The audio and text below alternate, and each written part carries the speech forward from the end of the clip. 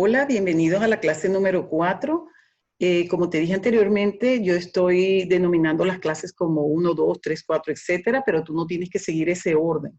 Tú puedes empezar por la clase número 2, luego la 4, luego bajar a la 1. Sin embargo, el orden en la que yo lo estoy dando es una forma que a mí me gusta normalmente hacer. Pero tú puedes ver la clase de la última antes de la primera y no va a haber ningún problema por eso.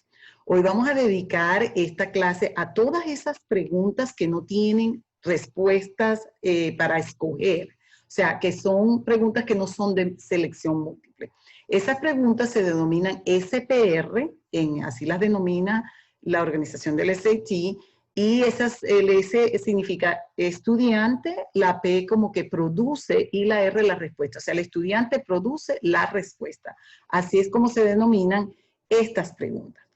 Estas preguntas son preguntas que por lo general a los estudiantes se les hace un poco más dificultosas y la razón principal es obviamente que resuelven el problema y no consiguen con qué comparar su trabajo. Entonces, mi experiencia es que muchísimos estudiantes dejan estas preguntas en blanco a la hora del examen. Como ya te dije en el video de matemática donde te expliqué específicamente las características del examen de matemática, estas preguntas solamente las vas a conseguir en la sección de matemática. Esta es la única materia, vamos a decir así, donde se hace este tipo de preguntas. ¿Okay? Es importante que sepas eso. Lo otro es que también te comenté que estas preguntas por lo general están al final de cada sección. La prueba de matemáticas está compuesta de 2 secciones, la sección número 3, que es la de no calculadora, y allí la pregunta, tienes 20 preguntas y la pregunta de la 16 a la 20 son preguntas de este tipo. Esta página que tengo aquí es un ejemplo de la sección con calculadora, que es la sección número 4, y si te das cuenta, aquí dice para las preguntas de la 31 a la 38, o sea, son las últimas 8 preguntas son de este tipo. En general, tú vas a tener un total de 13 preguntas en todo el examen del SAT de matemáticas de este tipo, donde no tienes respuestas para comparar tu trabajo. ¿Qué es lo primero que quisiera que te pusieras en mente? Esto es algo que tú tienes que saber muy bien antes de tomar la prueba. Si te das cuenta, y te lo voy a decir aquí rápidamente porque el estudiante viene trabajando en la sección número 4 y va por la pregunta 29 y luego hace esta que es la pregunta 30 y cuando pasa la página se consigue con esto. Si tú no te preparas, lo más lógico es que un estudiante empiece a leer qué es lo que está pasando aquí. Tú no puedes perder ese tiempo ese día. Esto no va a cambiar desde hoy hasta el día que vas a presentar el examen. Entonces, por favor, tú tienes que saber esto muy bien. O sea, este es un video que a lo mejor lo vas a ver una sola vez. Si necesitas verlo varias veces, véalo. Pero cuando tú veas este video ya entiendas cómo se hace esto, qué es lo que puedes marcar, qué es lo que no puedes marcar, qué tipo de preguntas, respuestas, etcétera, todos los tips que te voy a dar aquí hoy. Entonces, allí ya tú definitivamente con eso es suficiente para que cuando empieces a practicar y llegues a esta página, la pases, la voltees como lo vas a hacer el día del examen, que tú no te vas a detener a leer en ese momento. ¿Okay? Entonces, vamos a comenzar un poco con qué es lo que cambia en este tipo de preguntas. Bueno, además del formato, que obviamente el formato es diferente. Ya tienes selecciones múltiples, tienes 4 respuestas. Aquí tienes una tabla que se llama grid. El grid es una tabla de líneas paralelas, o sea, columnas y filas con una serie de símbolos donde tú vas a tener que rellenar un círculo para marcar la respuesta correcta. ¿Okay? Eso es obviamente una diferencia, pero esa es la única diferencia, que es importante. Pero los conceptos, las destrezas, los tópicos de este tipo de preguntas son exactamente los mismos de los tópicos, destrezas que tú tienes que saber para las otras preguntas de selección múltiple. Tú vas a poder inclusive aplicar una de las estrategias que yo te he dado. Hay una sola que está relacionada con utilizar la respuesta. Bueno, obviamente que esa estrategia tú no la vas a poder aplicar aquí porque no tienes respuesta. pero lo que son todos esos, esas destrezas, estrategias específicas que estás aprendiendo a lo largo de todo este curso, tú las vas a poder aplicar para este tipo de preguntas también. Quiero repetirte, tienes 13 preguntas en total. Tú no puedes dejar 13 preguntas en blanco el día del examen, ¿ok? Y además que ya yo te dije, voy a hacer el ejemplo con esto, la sección de calculadora tiene 38 preguntas y cuando ya tú estás haciendo la pregunta 30, la pregunta 28, 29, 30, te das cuenta que esas preguntas son bien difíciles y tú no te puedes poner a perder el tiempo en unas preguntas sumamente difíciles que a lo mejor ni siquiera vas a poder hacer. Tú deberías saltar de una vez a la pregunta número 31 porque estas están organizadas de la misma manera como las preguntas de selección múltiple. Es decir, la pregunta 31, 32, 33 son preguntas fáciles, tan fáciles como la pregunta 1, 2, 3 y 4 probablemente. Y a veces hasta más fáciles porque ya el que hace el examen sabe que tú tienes dos cosas que vencer aquí. Tú tienes que responder correctamente esta pregunta sin tener nada con qué comparar. Y segundo, tienes que rellenar esa tabla correctamente para obtener los puntos, cosa que no es tan así en el otro tipo de preguntas. Ok, entonces vamos a comenzar con esta tabla. Esta tabla tiene 4 columnas, como te das cuenta aquí. ¿Qué quiere decir eso? Que tú no vas a poder rellenar un número que sea mayor que el 9.999. Ese es el número más grande que tú vas a poder marcar. Si tu respuesta te da un número mayor que este número, entonces tú hiciste algo malo y definitivamente tu respuesta no está correcta. ¿Qué otra cosa puedo observar aquí? Bueno, observo que tengo números del 0 hasta el 9, son los números que existen. Existe este símbolo que está aquí específicamente marcado aquí con esta flecha que se llama el punto decimal. Para los estudiantes de habla hispana, quiero decirles que es muy importante que entienda que aquí el punto se utiliza para determinar decimales. Por ejemplo, esta respuesta que está aquí es 2.5, o sea, $2.50, 2.5. Esto no es, el punto no se utiliza para determinar miles, como nosotros en español, si ponemos 2.500, nosotros normalmente ponemos 2.500. No, aquí se utiliza el punto para el decimal. Lo que se utiliza para determinar miles aquí es la coma. Eso es uno de los problemas que yo estoy siempre pendiente con mis estudiantes de habla hispana que están recién llegados en high school y que empiezan a marcar las respuestas utilizando coma. Bueno, la ventaja es que aquí tú no tienes la coma como un símbolo, o sea, no lo vas a poder marcar, no te vas a confundir con eso. Entonces, fíjate, ¿qué te das cuenta en la primera columna? En la primera columna me doy cuenta que no tengo el número 0. ¿Por qué? Porque si yo voy a marcar un número que empieza por 0, es un número decimal, 0.25, 0.7, etc. Tú no tienes que marcar el 0.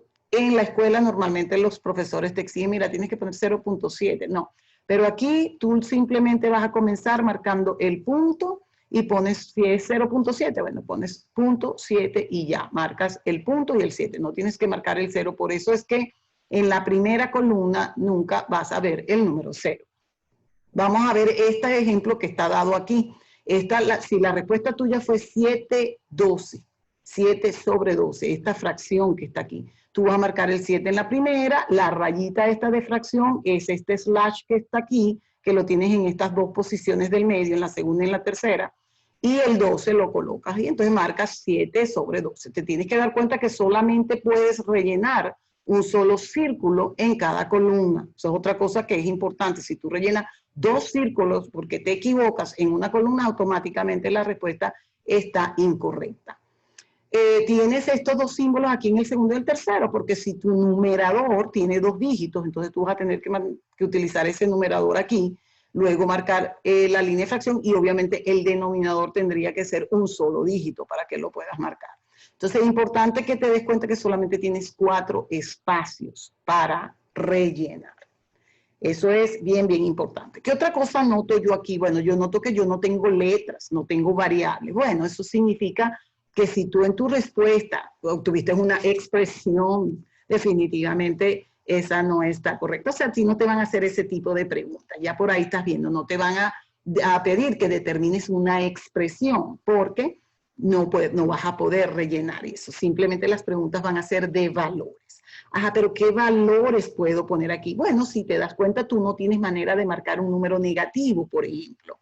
El número negativo no se puede marcar. Entonces, si tú no puedes marcar un número negativo, entonces simplemente si te da una respuesta negativa y esa es la única respuesta que tienes, lee la pregunta. Si te sientes bien seguro de que esa es la respuesta, a lo mejor en la pregunta te dice ignora el símbolo, ¿verdad? Del signo de la respuesta. Entonces ahí si te dio un negativo 2 y te dice que ignores el signo, bueno, marcas el 2. Eso ha pasado. Ahora, si te dan dos respuestas, porque de repente es una ecuación cuadrática y la respuesta, las soluciones son -2 y 3, bueno, ya sabes que no vas a poder poner el -2, porque si pones 2 sin el negativo y no te decían que lo ignorara, esa respuesta está incorrecta. La única que vas a poder marcar es la otra, que es el 3 positivo. Eso es un ejemplo. Estas preguntas muchas veces se utilizan cuando las respuestas son más de una. A veces utilizan eso y entonces tú tienes que decidir cuál vas a marcar. ¿Qué otra cosa no puedes marcar? No puedes marcar el número pi, o sea, pi es el pi, el que llamamos pi en español, que es el 3,14.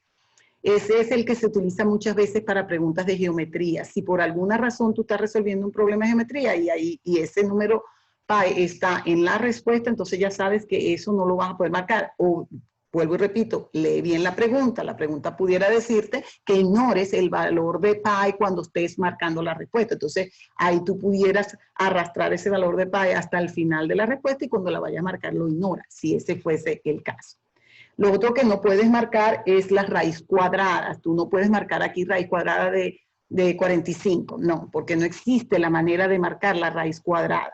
¿Okay? A menos que te pusieran la raíz cuadrada aquí al frente y una vez te dijeran la raíz, si obtienes un número que vas a marcar en raíz cuadrada, bueno, tienes el símbolo ya escrito o ignóralo, otra vez eso. Pero eso no es tan común, pero te lo quiero advertir por si acaso ese fuese el caso. Si tú obtienes una raíz cuadrada de un cuadrado perfecto, obviamente que puedes marcarlo, porque si tú obtienes la raíz cuadrada de un número como 4, como 9, como 25, 81, 64, que son perfectos, que ya tú sabes, tienes que saber aquí en el tope, aquí tienes que tener claro cuál es la raíz cuadrada de un cuadrado perfecto, entonces lo vas a poder utilizar. Pero si te da un número que no es cuadrado perfecto y tú no sabes cuál es la raíz cuadrada, pues a lo mejor hiciste algo que no está correcto. Eso es para que vayas de una vez viendo qué tipo de preguntas. El que hace este tipo de preguntas trata de no complicar mucho la forma de marcar aquí, porque ya per se estas preguntas son un poco más,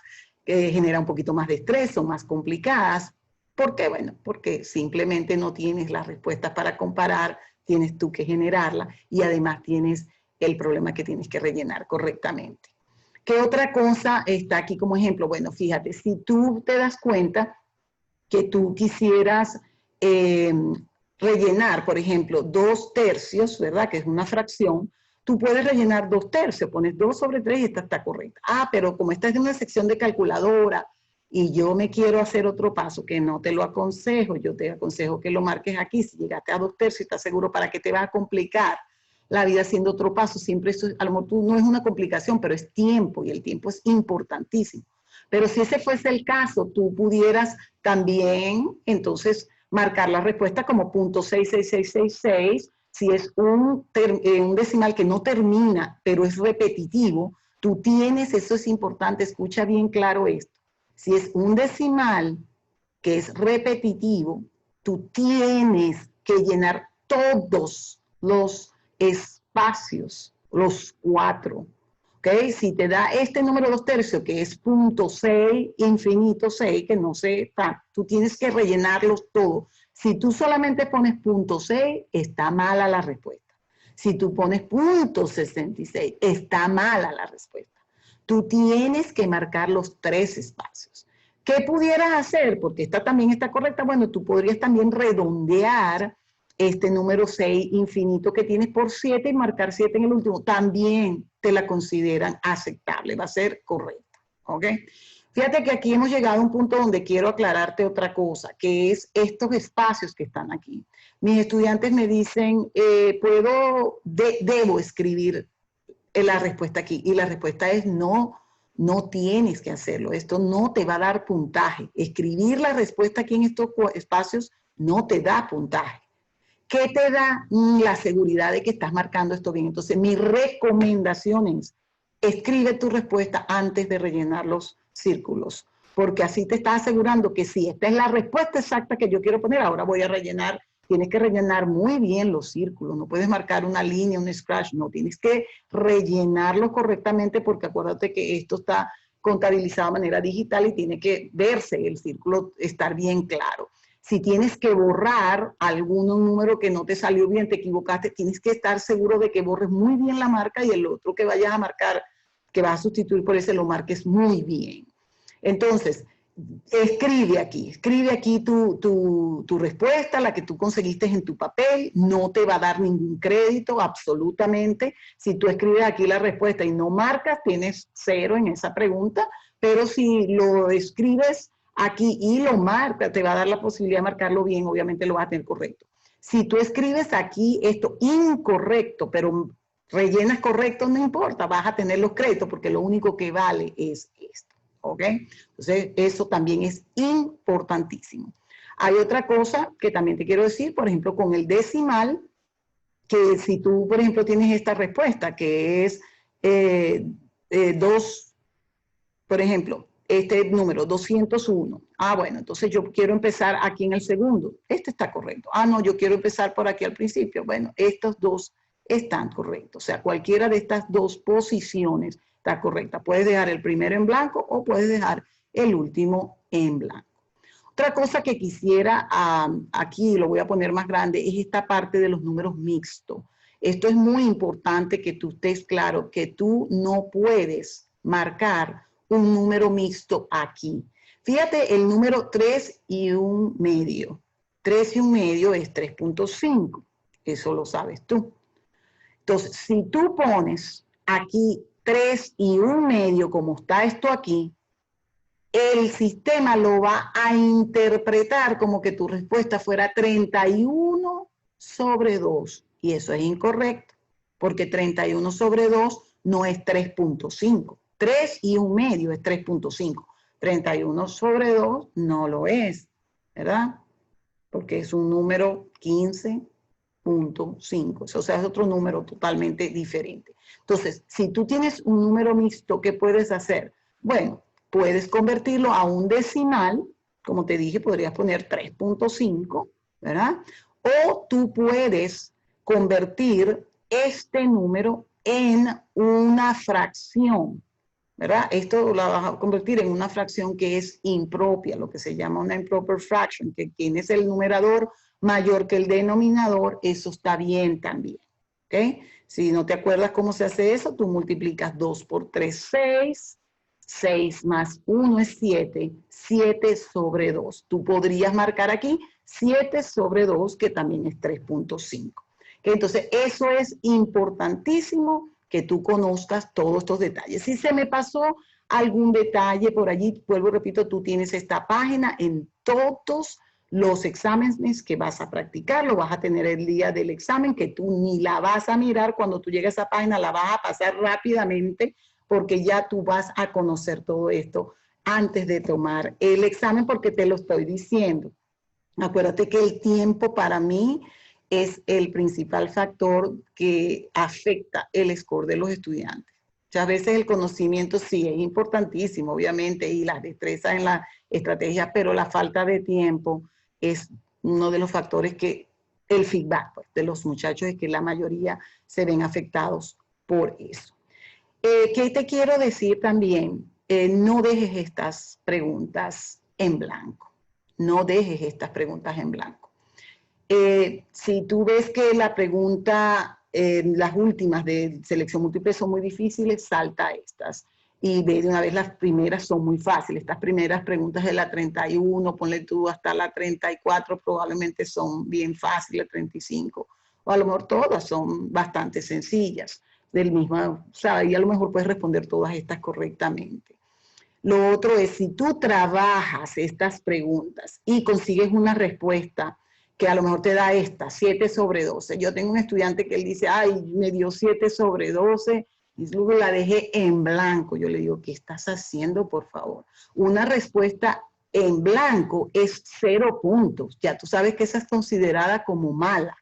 En cambio que una respuesta que tú marcas, yo marqué 7/12 porque fue lo que me dio, bueno, ahí tienes un chance, si estabas seguro y te dio 7/12, de que esa sea la respuesta correcta y la tengas. Si tú no escribes nada, obviamente que la respuesta va a estar errada. Entonces yo te propongo que empieces a trabajar las primeras preguntas, las preguntas que normalmente son sencillas de esta parte, y bueno, simplemente tienes que de alguna manera poner todas esas destrezas que conoces, saber cómo atacar los problemas, utilizar las estrategias, los conocimientos, porque nosotros vamos a seguir trabajando con conocimientos, vamos a seguir trabajando con una cantidad de información, de destrezas, de conceptos de matemática que tú necesitas saber para esta prueba. Fíjate esta pregunta. De todas maneras, vuelvo y repito, si hay algo que en el momento que estés practicando no fue respondido en esta parte, déjamelo saber y bueno, me escribes una notica y yo podemos seguir esta conversación. Yo he tomado este canal también un poco como la parte de tutoría. Si tú me escribes una nota en tu caso particular, yo te puedo responder. Ok, fíjate este problemita que tengo aquí. Quisiera realmente déjame ponerlo en la parte que tengo aquí, donde podamos trabajarla. Si tú te das cuenta, este es un problema número 16. Este problema es un problema número 16 de la sección número 3, de una sección número 3.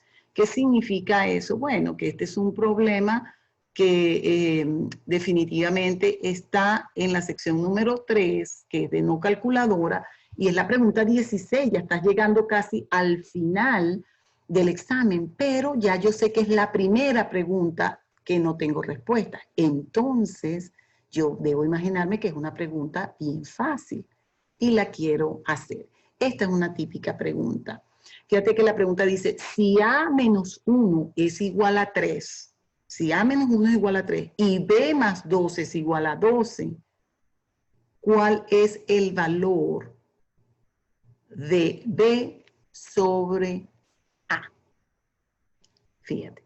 Entonces, cuando yo veo esta pregunta, ya yo me doy cuenta que me están preguntando cuál es el valor de B o A. Si me acuerdo de la clase donde vimos creo que es la clase número 2, donde te dije que cuando te preguntan por una expresión, tú puedes generar tus propios números. En este caso, aquí me están diciendo prácticamente cuál es el valor de A y me están diciendo cuál es el valor me están diciendo cuál es el valor de A aquí y me están diciendo cuál es el valor de B. O sea, tengo que responder estas dos ecuaciones primero. Estas son ecuaciones muy sencillas. ¿Qué número que le quito 1 me da 3? El 4. Eso ahí no tendría absolutamente que hacer ninguna operación. Pero bueno, para esos estudiantes que a veces les cuesta, yo diría, acuérdate que tienes que hacer una cantidad de operaciones también un poco en tu mente para que te ahorres el tiempo. Te va a dar igual a 4. Y si me dicen que B más 2, es igual a 12, bueno, con que reste 2 me da que B es igual a 10. Entonces, fíjate qué pasa. Esto me ha pasado con muchos estudiantes cuando ven esta pregunta en la práctica o alguna similar. La pregunta es, ¿cuál es el valor de B sobre A? Bueno, es 10 sobre 4. Ay, profesora, yo no marqué eso. Porque imagínese usted, yo no tenía calculadora, esta es de la sección sin calculadora. Y además, mire lo que me dio, un número súper raro. Por favor, marca esto. Entonces que yo no sabía cómo reducir esta fracción, porque yo me di cuenta que como estos dos números son, el 10 es un número par y el 4 es par, entonces yo sabía que esta no estaba en la forma más simple. Marca 10 sobre 4 en tu grid, en tu tabla, pon 10 sobre 4. porque va a estar correcta. No te van a exigir que tú tienes que reducir las fracciones. O sea, entonces, mantente claro con eso. Por favor, mantente claro con eso. Tú puedes marcar esta respuesta que va a ser 10/4. No te compliques haciendo más nada. Y esta pudiera ser puntos que tú vas a ir sumando a tu score. Entonces, importantísimo que tomes esto en cuenta. Fíjate, hay otra cosa que quisiera que tuvieras claro, que es cuando las preguntas donde te da como si es una pregunta calculadora, donde viste que en la calculadora hay una cantidad de dígitos, de esos números que nunca terminan, esos decimales que nunca terminan, pero que no tienen tampoco, no son repetitivos. Bueno, ahí tú simplemente marca todos los números, los primeros números que tú consigues en la calculadora y hasta ahí lo puedes marcar.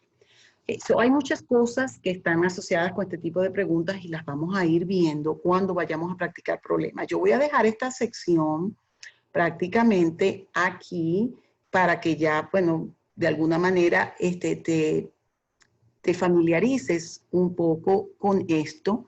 Ahí, como siempre, yo no quiero irme sin dejarte algo para hacer. Yo te voy a dejar que practiques esta pregunta. Esta es una pregunta también, es la pregunta número 16 de una sección es la pregunta 16 de una sección número 3, o sea que es no calculadora, y donde ves no tienes respuesta. O sea, una pregunta relativamente sencilla.